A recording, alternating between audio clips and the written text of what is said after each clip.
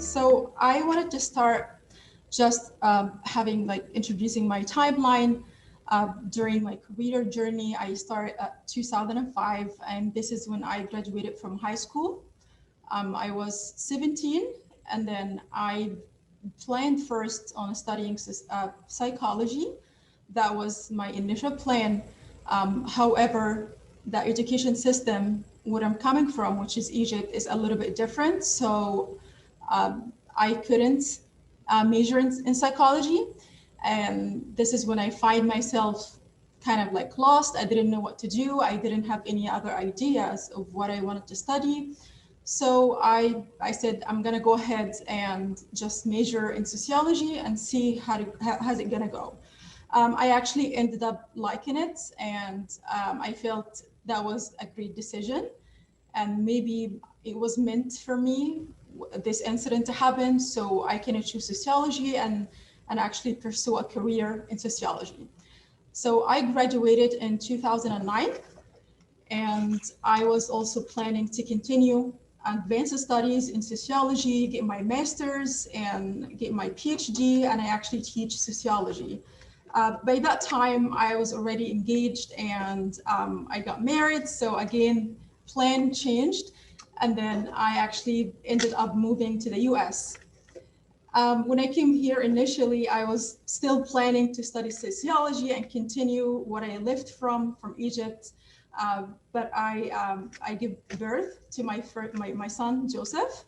And again, my plan changed a little bit, and I was home, staying just a home mom for 2 years, and I didn't start my career yet, and I didn't accomplish any of my academic goals.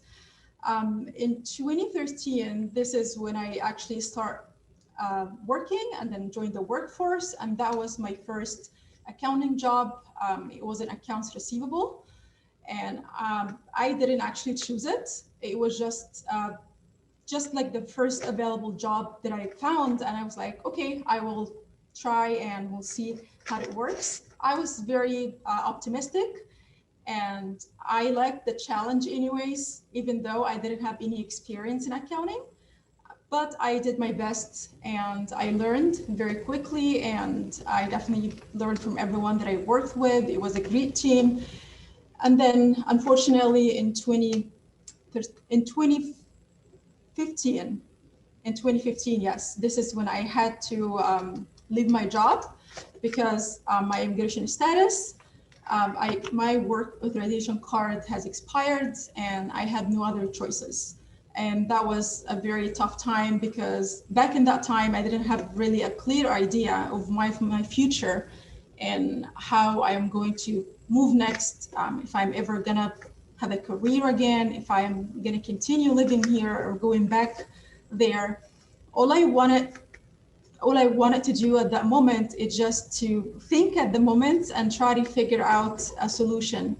And also, I always believed there's going to be a solution, and I'm going to overcome that challenge back in that time, which is luckily happened. So in 2017, I got again a job, and I renewed my work permit, and things went great again. But I went back and I changed my plan a little bit, and I felt that I wanted to do it right. If I want to pursue a career in accounting, even though my education is not in accounting, I might want to go back and actually study accounting and do it from scratch, so I can have the potential in growing and advancing my career and getting promoted. And I start looking online for programs. So I found actually UCLA Extension, they provide an accounting certificate, which includes all the prerequisites for the CPA exam, because that was also one of my plan. I don't want to just be an accountant and continue working, and I wanted to take it to the next level. So I actually spent about 2 years at UCLA. I was working during the day, and then I was studying at night, and I was also taking care of my son. It was tough. I never studied any of these materials. It was very, very tough, and everything was super new for me. And I struggled a lot, but I never gave up. And then I actually started liking it, and I picked it up after all. And then in 2018, actually, this is when I graduated finally, and I finished all the prerequisites that is required for the CPA exam. And then I applied to sit for the CPA exam. I was qualified, and that was really, really, really great day for me, because that was like the initial step to accomplish that goal. And then in 2018 and through 2019, this is when I actually started studying for the actual CPA exam. Back that time, I actually wanted to change careers because I always dreamed of working for a public accounting firm. And then the difference between public accounting firm and just regular accounting, in public accounting, we do serve the public. So we do consulting, we do taxes. There is a lot of practice here in my firm. My practice is consulting in state and local tax.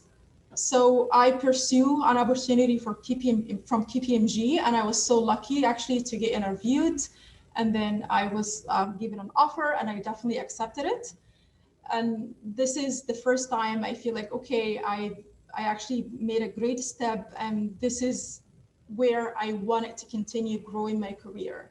Because even though back then I still have some doubts, and I wasn't sure if this is something that I wanted to do, but if I wanted to be a certified public accountant, I have actually to work for a public accounting firm, or I have to work under a CPA for a year in order to get the experience and in order actually to get the license itself. It was one of the requirements. So it was a necessary step anyways, and it was a great timing for it.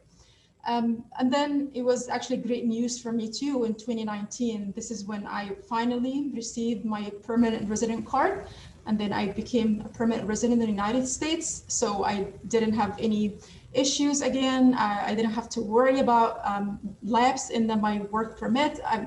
That was like a relief moment for me. Back then I had like a clear idea of my future for the first time, that I have a future here and I'm going to continue working in my current goals. And then I started actually passing the CPA exams. So I passed 3 exams, and they were super tough. I actually, before I passed these 3 exams, I failed the exams before. So each one of them I failed it once. And it's very common because these exams, like, they're known for being super challenging and so hard, and specifically for someone like me, I'm new to accounting world. So I didn't feel discouraged. I just felt it's part of the process. I have to fail in order to succeed, and I was learning anyways. My knowledge wasn't declining. I was actually getting better at it, and I have a better understanding of the materials. So I started passing the CPA exam, and I had 1 exam left. So I was like 1 exam away from being finally a CPA and having the end of this journey. That was actually until recently, about 2 months ago. This is when I knew that I finally passed the CPA exams, my last exams, and then I finally became a CPA. That was a major goal in my life for the last 2 years that I have been working on days and nights. And then this is not just the end. I know it's just the start for me to achieve that goal and to have my CPA license and to have the designation and the title. That just the start. And then I actually start looking for master's programs, and I decided that I'm going to start a master's in accounting and taxation from USC. And then I actually dedicated more of my time right now to work and to get involved more in my community.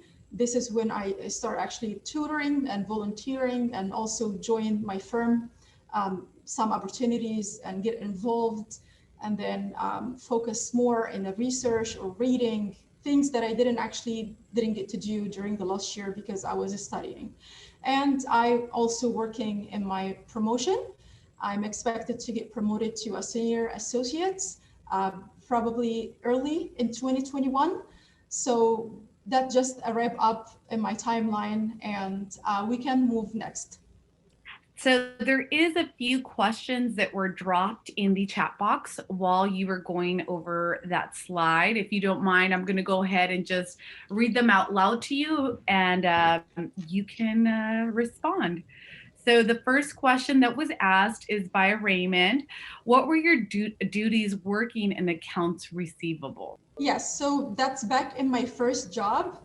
Accounts receivable responsibility is actually receiving cash and recording the cash and recording the payments, recording the invoice payments, and then closing the invoice, run the aging receivable, like that shows the outstanding invoices with the customers or the clients' names and the balances, and follow up in collections. This is for accounts receivable. Thank you, Omnia. The next question is, what was the most difficult part of the exams? The exam itself, because it doesn't really test on accounting skills, pretty much it's an academic exam, and the length of the exam is 4 hours. This is requires a huge demonstration that you actually can sit for 4 hours and maintain your focus and maintain your energy. That was actually the biggest part, sitting for 4 hours and yeah, being able to focus and have the same amount of energy that I had at the beginning. And definitely the exam questions itself, it's very tricky. It's never straightforward, and the answers are very similar and requires certain level of skepticism and questioning minds. This is also a skill that I actually developed throughout studying for the CPA exam itself. Thank you. And the next question is, what motivates you to succeed in accounting? Definitely knowledge. Knowledge and gaining skills and growth, those are the things that makes me feel great about myself. And that was the only reason that I am always been like self-motivated, because I've always had a dream. Even when I was young, I knew that I'm going to be an adult, a successful adult. And I know sometimes my worth is also measured by my knowledge and my education, because those are the things that actually add value to me. And I know that I have the option to do it. So I was very motivated because I knew that I'm going to learn something new every day. And I knew I'm going to be good at something, and I'm going to be really, really good at it. And I have the credential and also have a title that my son would be proud of, and my family going to be proud of me. All of these contributed definitely to my motivation throughout the process. I love that answer, Omnia. And lastly, I don't know if you already answered this, but how long does the EAD last, or the length of the EAD? So it meant to last for my situation 1 year. So 1 year, and I have to renew it. And then one time I was able to renew it for 2 years. So I had like a relief for 2 years. I don't have to worry about it for 2 years, but most likely it's just 1 year. And then you have to provide something new, like your case is still in process, or your status had changed or anything. Otherwise, it would just expires. Alrighty, and we have one more question in the chat box. Do you have to pass the entire exam in one session, or can you take it in sections? If you do not pass, do you have to retake the entire exam, or just the parts that you did not pass? Yes, so there are 4 sections exam. The first one, the financial accounting and reporting. The second one, and they don't have to go by order. You can take anyone first, anyone last. So financial accounting and reporting, auditing and attestation, and then regulation. This is like the tax portion. And then we have the business environment concepts, which is kind of like touch on finance. So you can take any section first or second, you decide, but one section at a time. And then once you pass one section, you have only 18 months to pass the rest of the 3 sections. Otherwise, you lose credits and then you have to retake it again. And that actually, that was a major stress for me, because after I passed like the first 3, the clock was ticking, 18 months. And then I was like, I need to pass. Otherwise, I'm going to lose the credit for the other 3 and I'm going to have to study all over again. Test taking is always the most stressful part of anything, school, career, moving ahead, right? Yes. So that was the last question for this section. So I'll go ahead and let you continue on your PowerPoint. So the other thing that I really would like to share is the factors that contributed into my success. It's a lot of things and very interrelated. But as I grow up, I feel like I have a clear idea of what I did in the past, or what my current state of mind, and definitely that would shape my future. And also, if I like, how do I came to this point? How do I did everything? All of these things I asked myself actually yesterday, and then I tried my best to put it in writing. I started all this, and I think this is also a major factor of me being self-motivated and always keeping forward, always keep moving. Because in the past, when I was young, I didn't like a lot of things in my society, and then also in my family. I am the only person in my family who have a higher degree and actually went to accredited school.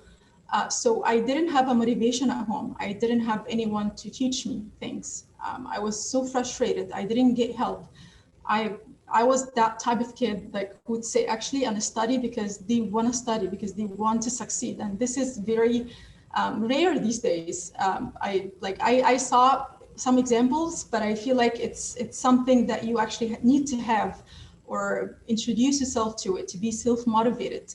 I didn't like things like that I am like probably a woman in my societies. They look at it like they are lesser than a man. That I actually need to just to get married and have kids and sit home, do nothing, or I'm like less smarter. I didn't like the fact the education system there, and because I couldn't actually initially choose my major, which is psychology, that was very, very frustrating. And it's like I had a great GPA, but it was just the requirements were very silly.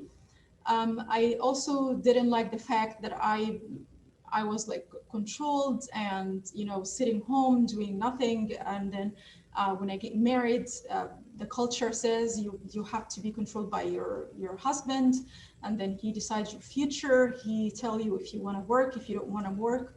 All of these things that I actually didn't like, and I figured my way out of everything, all of these surroundings, it's just to education, just to continue my education, and to succeed and have a job and be independent, and then change it. So the most important thing is, if you don't like something, if you don't like situation, if you don't like a job, you just leave and change it, and you can create a different present for you.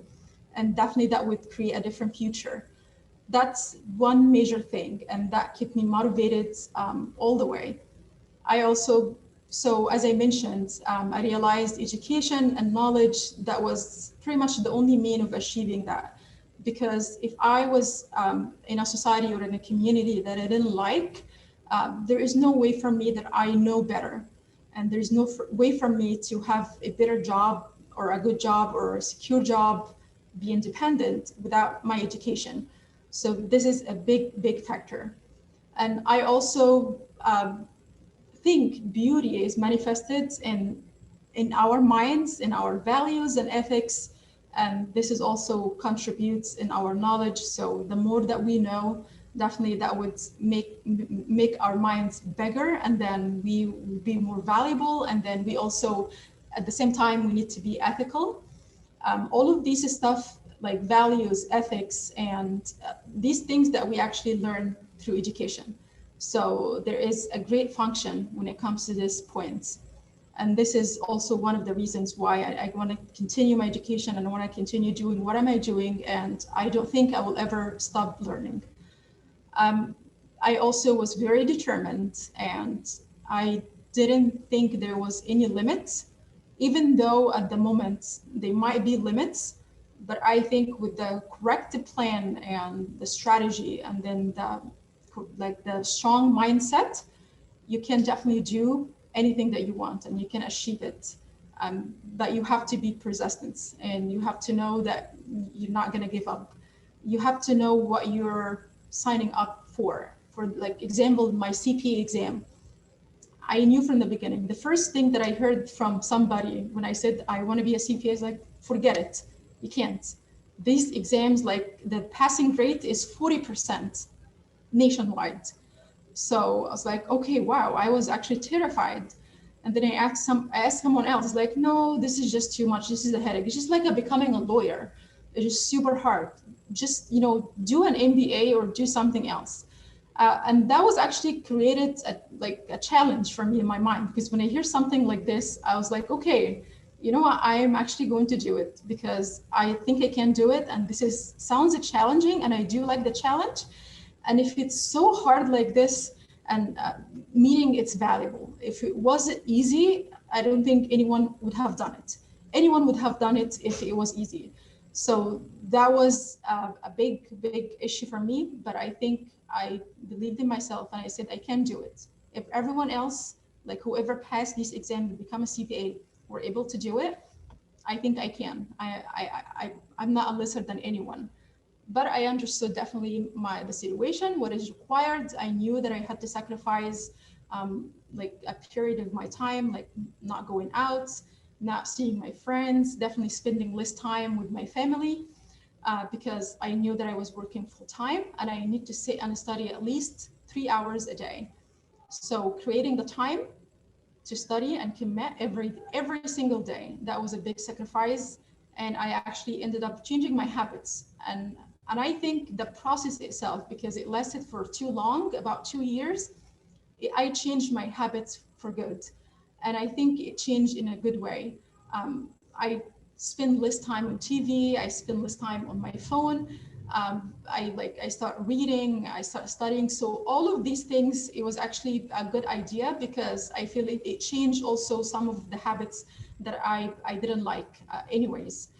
So I realized that I need to make sacrifices, and I realized that I can't really achieve that goal without having that mindset that I need to continue studying. I need to, even if I didn't understand something, I'll go back to it again and read it again. I will look up online.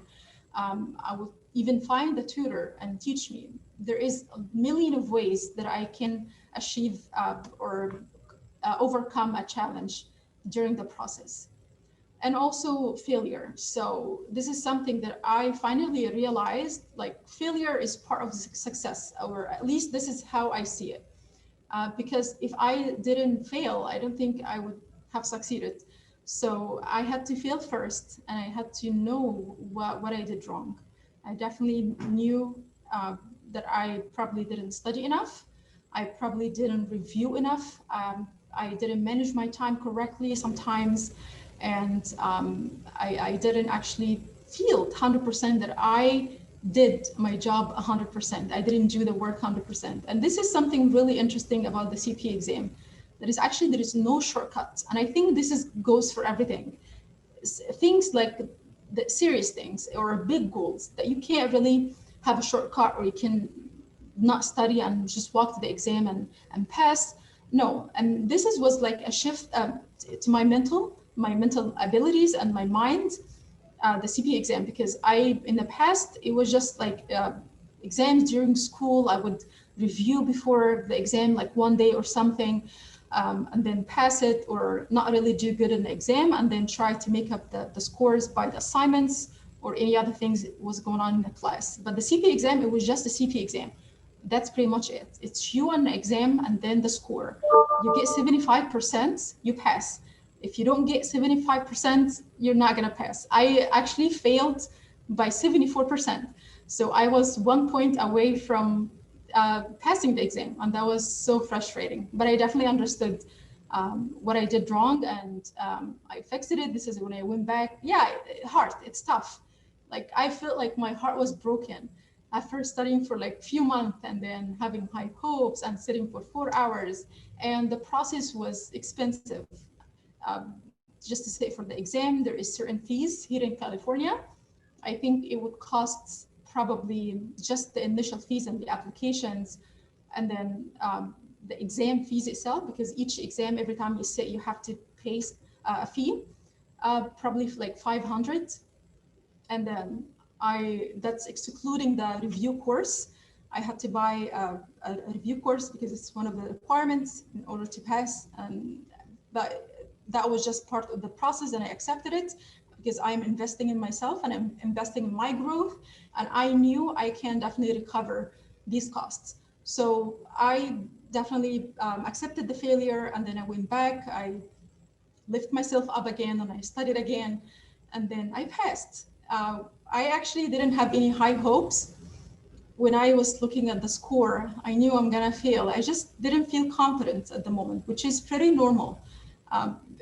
It's okay. You can't really feel confident all the way. Sometimes you can feel like you can't do it or it's not gonna happen. But what it matters is it's actually, you don't stop, you keep going. You only fail when you quit trying. That was my principle during this process, and I never quit trying. Definitely, I think not giving up and keep going. This is a big point during the process, and definitely through work as well. When I work in accounting for the first time, and I didn't have the experience, I didn't give up, even though I was having challenging, and I thought probably they might let me go because I don't have the experience. But I took it seriously, and I tried my best, and I learned from everyone around me, and I had a good attitude. And then I tried to read about accounting, at least have an idea, take notes. So I just did my best to overcome the challenge, and actually I never gave up. I don't ever recall that I ever quit something that I pursued in the past, and this is very important in success. And at the end of the day, it's a matter of passion. What are you passionate about, and what do you actually like? What do you want to do? What makes you feel great about yourself? This is happiness. Because we want to follow this all the time. This is sometimes what I feel it keeps me going. That if I read this book, or if I pursue this degree, I'm going to feel good about myself. If I help that person, I'm going to feel good about myself. And definitely investing in my personal growth. During the process, it was very expensive, pursuing the CP exam and paying the review course and repaying the fees again when I failed. It was very expensive, but guess what? I actually got reimbursed from my work when I passed, and I actually ended up winning the CPA Incentive Award. And that was about $3,000. So that actually covered all of my expenses, and that was a huge victory. So definitely investing in my growth, it was a decision that I never regret, and it's a decision that I will never regret, and I'm gonna keep investing in my growth. I think there is a question. It is, what's your favorite thing about working at KPMG? Working at KPMG actually, it feels for me like I have the family that I never had, because it's a huge place, and it's broken down into like a lot of communities, practices, and then I actually work with a team. In the past, when I was just working like in a private accounting in the industry, I was just sitting in the office and doing my work. I'm not communicating with anyone, and then I'm just finishing my work and just sleeping, which is, it's not bad at some extent. But I also didn't have like a family here. So I miss that feeling of having like a big team, and I communicate with and actually work with each other, and then work in a client work and go in a client site and do the job. This is actually the best thing that I love about working at KPMG, that we are one team, and then we all contribute towards each other growth. I learn a lot all the time from my seniors, and then I also always giving the opportunity to speak up and express my opinion and suggest and then bring my ideas. This is very crucial, and this is something that very, very huge about my personality, that I always like to bring ideas. I always wanted to bring ideas and try to think about solutions and try to think about something new. How can I improve my community? How can I improve my work environment? So all of these things, actually, I'm giving the opportunity, doing all of these things that I like when I work for KPMG. And definitely, there is a lot of opportunities here.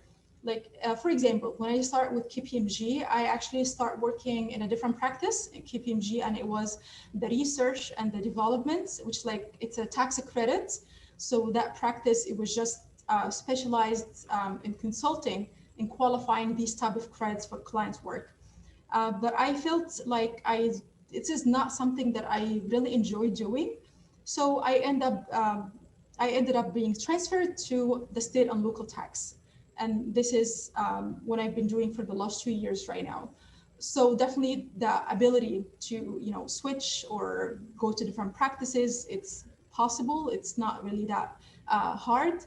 It just, you need to know what you want to do, what do you like. And I'm so glad that I got to the point right now. So for the first time in my career, that I feel like I finally do something that I love. I work in something that I love, and I love doing every day, and it makes me feel good about myself. And I feel I'm growing my knowledge, and I want to continue growing my knowledge in that practice. And then I think other question, my students are juniors and seniors in high school. What advice or words of wisdom would you give them to persevere and push through to succeed? I recall in high school, this is when I was like, and I still positive, but I had this extra energy. Like, I just see everything so wide and open. I feel like I have a lot of opportunities ahead of me. I felt like there is no limit in this entire world. I can do everything, and I was super excited for my future. Definitely, I advise them to focus and don't get distracted from the main goal. It's a nice years. It's a lot of fun in high school. I do recall, like, it was a lot of fun.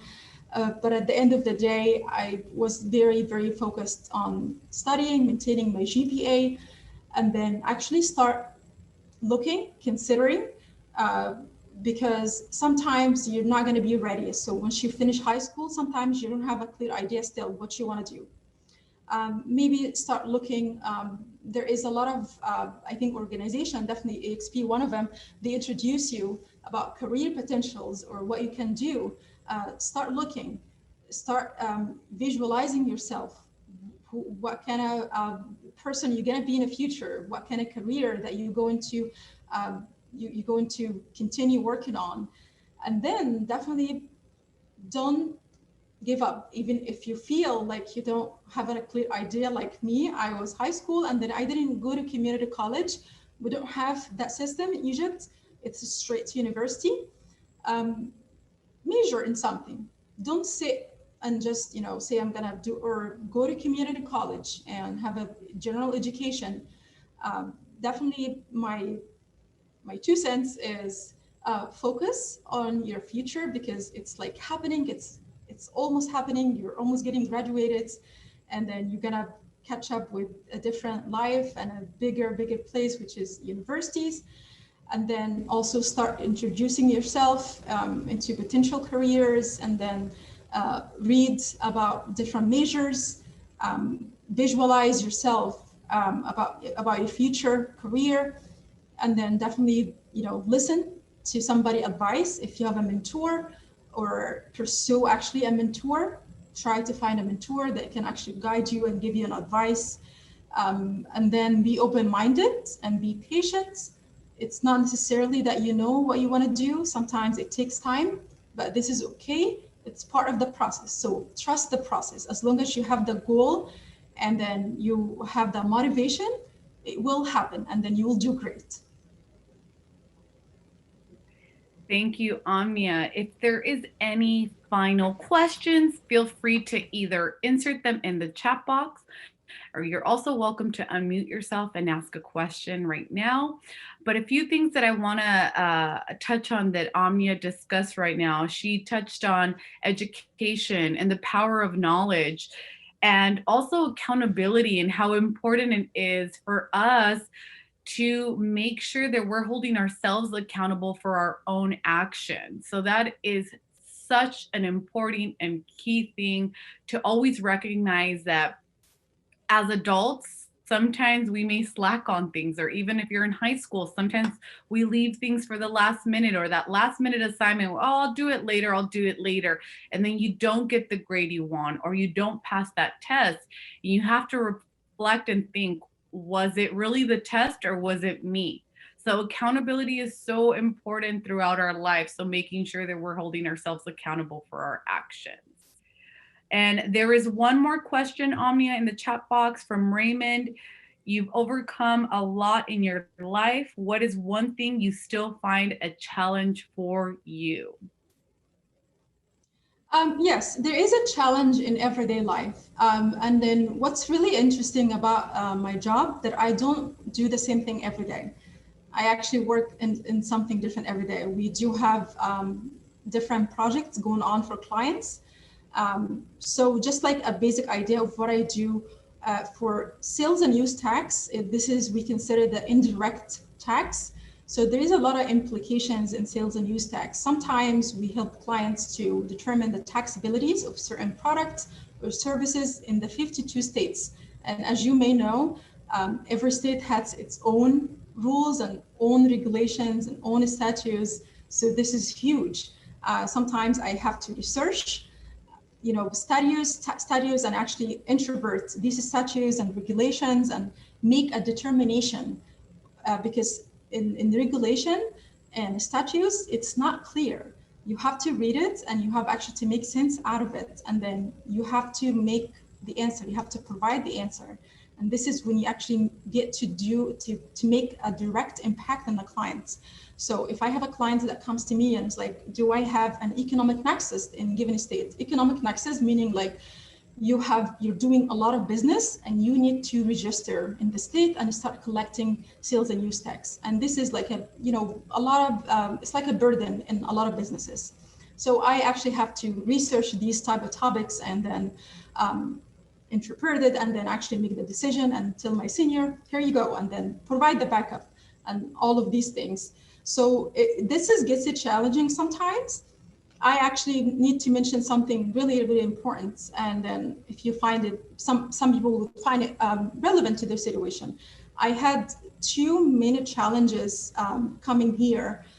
So English is not definitely my native language. English is my second language, even though I did study English growing up from preschool, but I never spoke it until I actually moved in 2009. So that was definitely tough, working with and I'm not really good at English, don't know how to speak it. I write it, I can read it, but speaking was very tough. And then also studying in a different language, that was very, very, very tough. So this were very, very challenging. I would still say like sometimes I do still struggle, probably like writing like a very, very technical English when I have to write like a memo or something. That's considered still a challenge that is going on. And then I'm also an adult, like I was diagnosed an adult ADHD. That was also very, very tough, being in school and then studying for the CP exam. That was very challenging. I find it hard sometimes to focus and sit for longer periods. And I still find it challenging actually during work, sitting for 8 hours or doing the same thing. As you may know, an ADHD person can focus for too long sometimes, having sometimes difficulty like speaking, or sometimes it's things seems to be boring for them. But this is actually also one of the reasons why I like working for KPMG and specifically my practice, because I don't get to do the same thing every day. So that helps actually my ADHD. But it's a challenge every day, definitely. Working in a new task is a challenge. And also making a big decision, like a big tax decision for a client, and presenting my ideas and make a persuasive argument. This is also sometimes a challenging, finding solution for some, or troubleshooting some of the aspects of my work, this is challenging. Getting introduced even to a new software until actually 2 years, about a month ago. This new software called, I don't think it's new, but it's new for me. It's called Alteryx. This software, we use it here all the time for combining data, and it saves a lot of times. So what happened is the person that was actually, like, we call him Alteryx experts, he left the firm, and then we end up not having anyone can actually help in this area. So I was, they put me in the spot. It was like, here you go, try. I took some training, but for some reason, I just feel like I understand things better when I do it with my hands, when I actually have the actual experience doing it. So that was very, very challenging. And then, but I end up understanding, and then actually review again the learning materials or the training. And then I was patient, and then I took my time, but I finally get to learn how to work with Alteryx. So I still have challenges every day in my work. Definitely maintaining balance between work and home. This is sometimes get tricky and challenging because I love working, and then I love to do what am I doing, and I want to continue, and I want to maintain what am I doing. And then I have certain expectations, work, like the value of my work, and in the side of my regular routine, I have to maintain like a certain level of professionalism, I guess. I have to be accurate. I have to be very professional. I have to be effective and efficient. All these things, sometimes it gets challenging, maintaining these, and then definitely maintaining private life, or getting to do the fun things that I like to do, like playing piano. Thank you, Omnia. Thank you so much. I do want to be mindful of the time for everyone. I know that we have some high school students in here. They do have to get back to class, and I think their lunch is coming up pretty soon.